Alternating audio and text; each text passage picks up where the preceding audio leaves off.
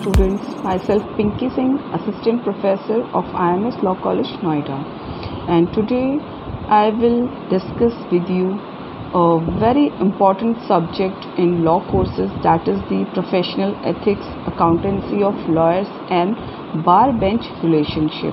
This is the name of the subject, and under this I supposed to tell you about the history of legal profession in India. As the legal profession, it is an important limb of the machinery for administration of justice, and without a well organized profession of law, the courts would not be in a position to administer justice effectively.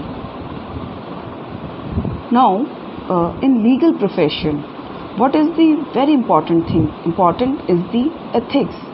Ethics which deals in every profession, like in this subject particularly professional ethics.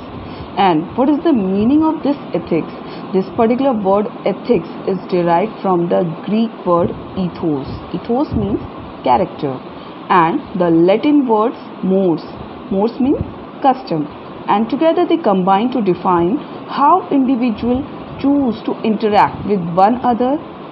And in philosophy, ethics define what is good for the individual and for the societies. Because as by the Lord Atkin said that the legal profession is a para-public institution which deserves the special confidence of and owes greater responsibility to the community at large than the ordinary run of agency.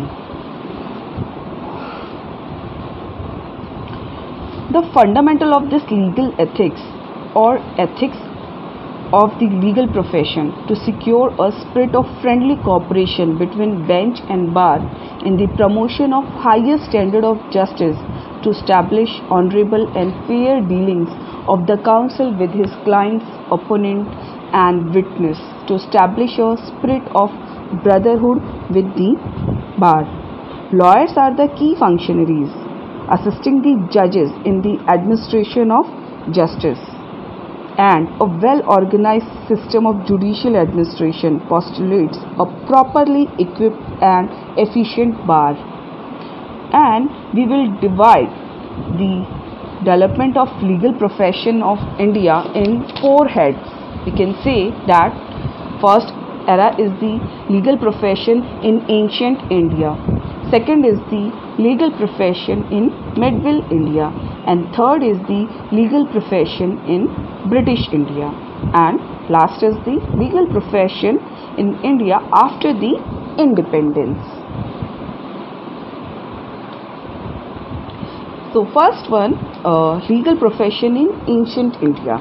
As this history of legal profession in India is a history of struggle, a struggle for recognition characterized by prestige, power and income. So first one, this legal profession in ancient India. In India during the earlier period when people lived in small groups, and these groups was headed by some we can say a group leader, or there are some heads who delivered justice under the open sky before all the members, and they made the open argument. There were no specialists like a lawyer during those days, and when kingship was established in the society, kings delivered the justice. The king's court, in the king's court, and the king was advised by his counselors. The particular law on those days was rooted in Hindu religion and custom. Dharma was protected by the king. Though there was no institution of a lawyer, some intellectual people served justice. For some time, religious heads dominated the society in administering the justice, and during those days, the sufferer presented complaint before the king in his court, and thereafter the court summoned the defendant to submit his reply. So this is the procedure which we followed in the ancient India when no particular system of law or any institution was established. The court then investigated the matter on the evidence. The king took the advice of the religious heads and wise courtiers and then delivered the judgment. and this particular same procedure was followed in all the cases. Next is the legal profession in medieval India. During the Muslim period, there was no particular institution of legal profession which was particularly established at the Muslim era, but both the parties of the litigation appoints their vakil. They have a right to appoint the vakil, and this body decides the case, and they were paid a percentage of the amount in the suit, and court has the power to decide who should be allowed to appear as vakil. They act as agent for principals but not as lawyers, and this same system was continued in North India even under the rule of East India Company. Legal profession in British India. During the British period, the modern legal system was developed in India. Before 1726, the courts derived their power not from the British Crown but from the East India Company. There was particularly some charters was made at that time. First one is the Charter of 1726. In this particular charter, the Crown issued the Charter of 1726, and the Mayor's Court were established in the presidency towns of Bombay, Calcutta and Madras. They were the royal courts, and they followed the procedure which is based on the English law. But there were no facilities to get the legal training. Many persons who have no knowledge of law were used to practice before the said courts. The Mayor's Court has no jurisdiction in criminal cases. The criminal jurisdiction was conferred on the governor. After that Charter of 1753 was came, and it was issued to modify the Charter of 1726. After 1753 Charter was came, and it modified the Charter of 1726. This charter also ignored some significant provisions for legal training and education which is relating to the legal practitioner. And even after this particular Charter of 1753, our legal profession was not organized fully. After this Charter of 1774 came, and this particular charter which established the Supreme Court. This was the first real step in the direction of organizing a legal profession in India. This particular charter empowered to British government or Crown to establish a Supreme Court, and accordingly a Supreme Court at Calcutta was established. This particular charter empowered the said Supreme Court of Judicature Calcutta to approve and enroll an attorneys in law. This particular charter empowered the Supreme Court to approve, admit and enroll so many advocates and attorneys at law as it thought proper. They were to be the attorneys of record, and they were authorized to appear and act in the Supreme Court.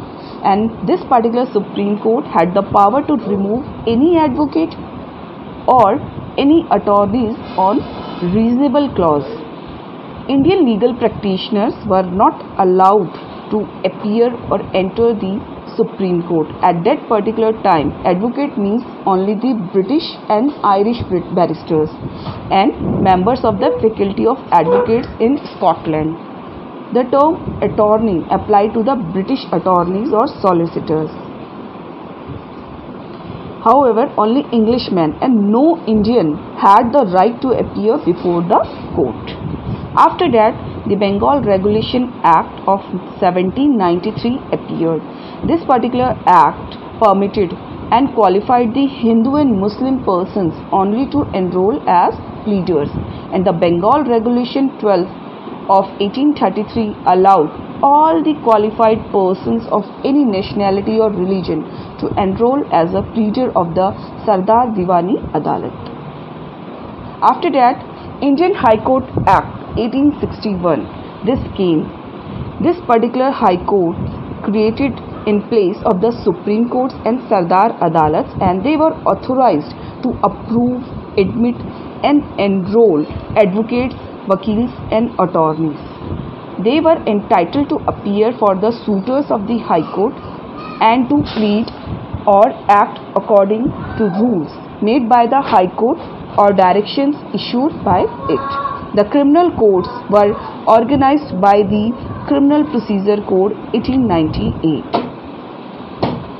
And after that, Legal Practitioner Act 1879 enact. This particular act was enacted to consolidate and amend the law relating to legal practitioners of the High Court. It also empowered the High Court, not established under a royal charter, to make rules with the previous sanction of the provincial government as to the qualifications and admissions of the proper persons to be appears and muktars of the subordinate courts. All these were brought under the jurisdiction of the High Courts. Vakils were the persons who had taken the law degree from the Indian universities. Pleaders and muktars were the Indian advocates, lawyers, but advocates were to be the barristers. After that, Indian Bar Committee 1923 came. This particular committee called Indian Bar Committee under the chairmanship of Sir Edward Camier. It was constituted in 1923 to consider the issue of the organization of the bar on all India basis. The committee did not favor the establishment of All India Bar Council, but it was of the view that the Bar Council should be constituted for each High Court, and there was also a demand for creating an All India Bar in the country. After that, Indian Bar Council Act 1926 came. This particular act came after the report of the Camier Committee. This particular Indian Bar Council of India Act was enacted to provide a bar council for each High Court. The Bombay High Court and the Calcutta High Court allowed non-barrister advocates to practice. Thus, the distinction between barrister and advocates were abolished. The pleaders and muktars practicing in Mufsil's court were not within the scope of the Indian Bar Council Act of 1926. Thus, this particular act did not achieve what it was desired. The bar councils were the simply advisory bodies, and the real powers, means the enrollment of advocates and the disciplinary jurisdiction, it was vested in the High Courts. So, the councils were neither the autonomous nor had any substantial authority, nor it made any provisions with respect to the legal practitioners in the subordinate courts. The difficulties regarding the practice by an advocate of one of the High Court in another High Court were not removed because the rules differed from High Court to High Court. And after the independence era, when we were independent, the All India Bar Committee 1951, this came, and because this particular bar was not satisfied with the passing of the Bar Council Act of 1926, so the act had not covered the pleaders, muktars and revenue agents who practicing in the Mufsil's courts and revenue offices, and consequently did not set up a unified Indian bar. So, the committee in its report recommended the establishment of an All India Bar Councils and State Bar Councils. It recommended the powers of enrollment, suspension or the removal of advocates to the Bar Council. It also recommended the common role. This particular committee also recommended the common roles of advocates, and it should be maintained and they should be authorized to practice in all courts in the country.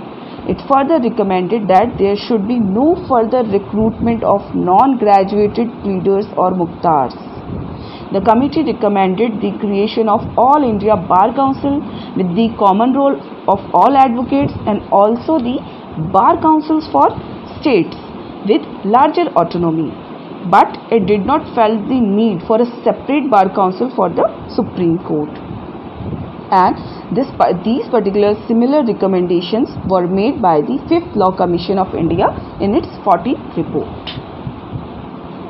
After this, the Advocate Act 1961 was came, and this particular act was a milestone for the advocates, because this particular act amalgates, codifies and consolidates the law relating to the regulations of practice by advocates and the system of legal profession.